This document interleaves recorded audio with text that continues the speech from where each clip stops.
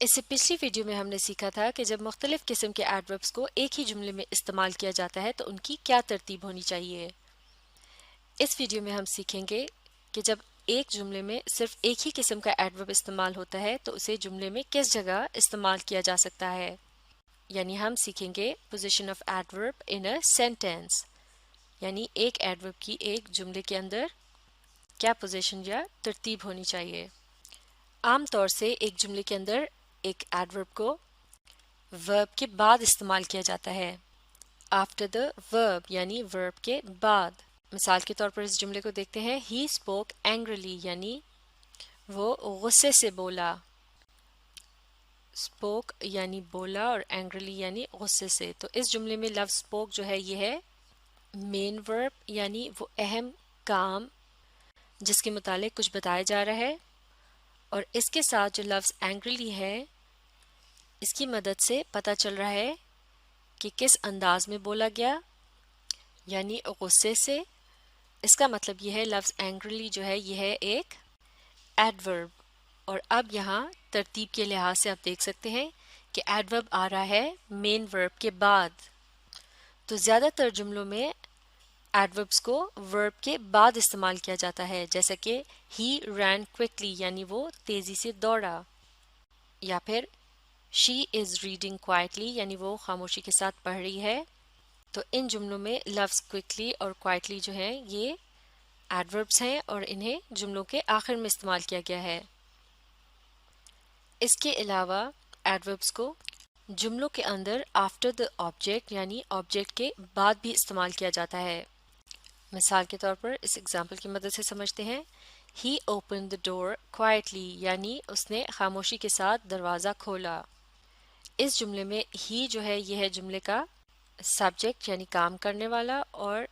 اس نے کیا کام کیا، اوپنڈ یعنی کھولا، تو اس کا مطلب ہے لفظ اوپن جو ہے یہ ہے ورب، اور اب جس چیز پر یہ عمل کیا گیا وہ ہے دا ڈور یعنی دروازہ، تو اس طرح سے یہ ہے آبجیکٹ یعنی وہ چیز جس پر یا جس کے ذریعے یا پھر جس کی طرف عمل کیا جاتا ہے، اور آخر میں آ رہا ہے لفظ کوائٹلی یعنی خاموشی کے ساتھ، اور اس کی مدد سے پتہ چل رہا ہے کہ عمل کو کس طرح سے کیا گیا، یعنی کس طریقے سے دروازے کو کھولا گیا خاموشی کے ساتھ۔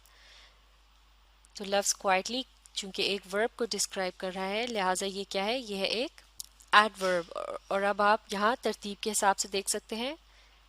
کہ ایڈورب کا استعمال کیا گیا ہے آبجیکٹ کے بعد۔ اب یہاں ایک اور اصول بھی سمجھنا بہت ضروری ہے کہ ایڈورب کو آبجیکٹ سے پہلے استعمال نہیں کیا جاتا۔ مثال کے طور پر اگر کوائٹلی کے لفظ کو دا ڈور سے پہلے لکھ دیا جائے تو یہ جملہ ہوگا ہی اوپنڈ کوائٹلی دا ڈور، جو کہ درست نہیں ہوگا۔ لہٰذا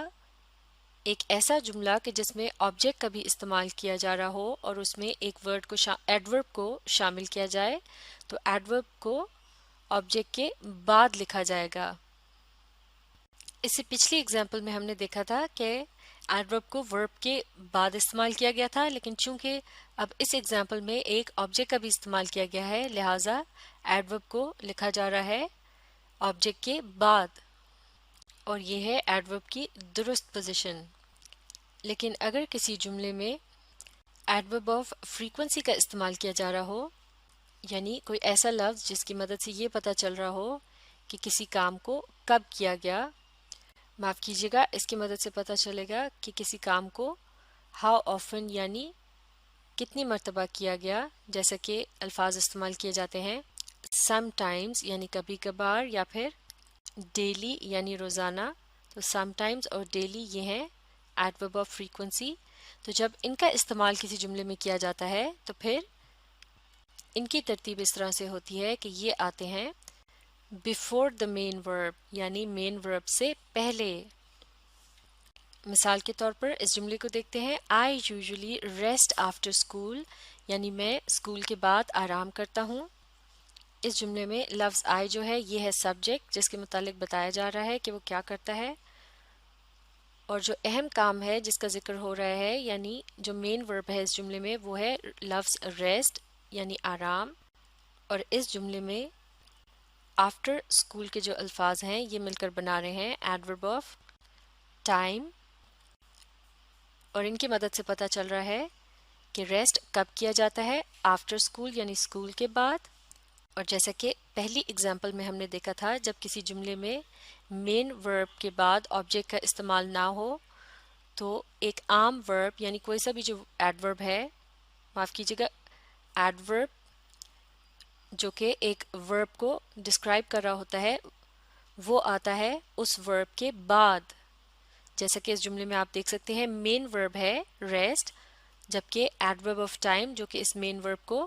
ڈسکرائب کر رہا ہے یہ آ رہا ہے اس جملے میں مین ورب کے بعد. لیکن اب یہاں ایک اور ایڈورب بھی استعمال کیا گیا ہے جو کہ سبجیکٹ کے فوراً بعد آ رہا ہے، اور یہ ہے لفظ یوزولی یعنی عام طور سے، جو کہ ایک طرح سے ہاؤ آفن کا جواب ہے یعنی کتنی مرتبہ. اور اس جملے میں لفظ یوزلی جو ہے وہ ریسٹ کے متعلق بتا رہا ہے کہ اس کو اکثر کیا جاتا ہے یعنی عام طور سے یہ عمل دہرایا جاتا ہے. تو اس طرح سے یہ لفظ یوزلی جو ہے یہ ہے ایڈورب آف فریکوینسی، اور ترتیب کے لحاظ سے آپ دیکھ سکتے ہیں کہ یہ ایڈورب آف فریکوینسی آ رہا ہے اس جملے میں مین ورب سے پہلے. تو اس طرح سے اس جملے کو دیکھنے کے بعد ہم یہ بات سمجھ سکتے ہیں کہ اگر کسی جملے میں ایڈورب آف فریکوینسی کا استعمال کیا جائے تو اسے زیادہ تر استعمال کیا جاتا ہے مین ورب سے پہلے، جبکہ باقی کے جو مختلف ایڈوربس ہوتے ہیں انہیں مین ورب کے بعد استعمال کیا جاتا ہے، جیسا کہ ایڈورب آف مینر، پلیس اور ٹائم وغیرہ. لیکن اگر ہم کسی ایڈورب پر زور دے کر کوئی بات کہنا چاہ رہے ہوں تو پھر ہم اس ایڈورب کو بگننگ آف اے سینٹینس یعنی جملے کے شروع میں بھی استعمال کر سکتے ہیں، جیسے کہ ان ایگزامپلز میں استعمال کیا گیا ہے last night we saw our friends, یعنی کل رات ہم نے اپنے دوستوں کو دیکھا. لاسٹ نائٹ یعنی کل رات یہ ہے ایڈورب آف ٹائم جس کی مدد سے پتہ چل رہا ہے وقت کے متعلق، اور اسے استعمال کیا گیا ہے اس جملے کے شروع میں. تو عام طور سے اس بات کو اس طرح سے کہا جاتا ہے وی saw our friends last night یعنی ہم نے اپنے دوستوں کو کل رات دیکھا. لیکن اس جملے میں یعنی اس ایگزامپل کے اندر لاسٹ نائٹ کے الفاظ کو شروع میں اس لیے استعمال کیا گیا ہے کہ اس بات پر زور دے کر کہا جا رہا ہے کہ یہ بات کل رات کو ہوئی. Last night we saw our friends یعنی کل رات ہم نے اپنے دوستوں کو دیکھا. تو اس طرح سے ایڈورب آف ٹائم اور دوسرے مختلف ایڈوربس کو بھی بعض اوقات جملوں کے شروع میں بھی استعمال کیا جاتا ہے. اگلی اگزامپل دیکھتے ہیں in a few minutes we will go یعنی چند منٹوں میں ہم چلے جائیں گے. تو عام طور سے اس جملے کو اس طرح سے کہا جاتا ہے we will go in a few minutes یعنی ہم چلے جائیں گے چند منٹوں میں. لیکن چونکہ اس بات کو اہمیت دی جا رہی ہے کہ ہم چند منٹوں میں چلے جائیں گے لہٰذا اس بات کو جملے کے شروع میں کہا گیا ہے in a few minutes. یہ الفاظ بھی وقت کی طرف اشارہ کر رہے ہیں اور یہ ہیں ایڈورب آف ٹائم جن کی مدد سے پتہ چل رہا ہے کہ عمل کو کس وقت کیا جائے گا. اب اگلی اگزامپل دیکھتے ہیں very quietly he open the door. Very quietly he open the door یعنی بڑی خاموشی کے ساتھ اس نے دروازہ کھولا. عام طور سے اس جملے کو اس طرح سے کہا جاتا ہے he open the door very quietly یعنی اس نے دروازہ کھولا بڑی خاموشی کے ساتھ. لیکن یہاں ویری کوائٹلی کے الفاظ پر زور دینے کے لیے انہیں جملے کے شروع میں استعمال کیا گیا ہے. اس بات کا اظہار ہم اپنی آواز کی ٹون یعنی لہجے سے بھی کر سکتے ہیں. تو ان الفاظ کو ذرا زور دے کے بولا جائے گا very quietly he open the door یعنی بہت خاموشی کے ساتھ اس نے دروازہ کھولا. تو ویری کوائٹلی کے الفاظ مل کر بنا رہے ہیں ایڈورب آف مینر یعنی ان کی مدد سے پتہ چل رہا ہے کام کا انداز، جیسے کہ یہاں بتایا گیا ہے کہ دروازے کو کس انداز سے کھولا گیا. اور اس بات پر زور دینے کے لیے ان الفاظ کو جملے کے شروع میں استعمال کیا گیا ہے. اسی طرح سے اگر کسی جملے میں ایڈورب آف مینر کا استعمال کیا جا رہا ہو اور اس ایڈورب آف مینر کو زور دے کر کہنا ہو یعنی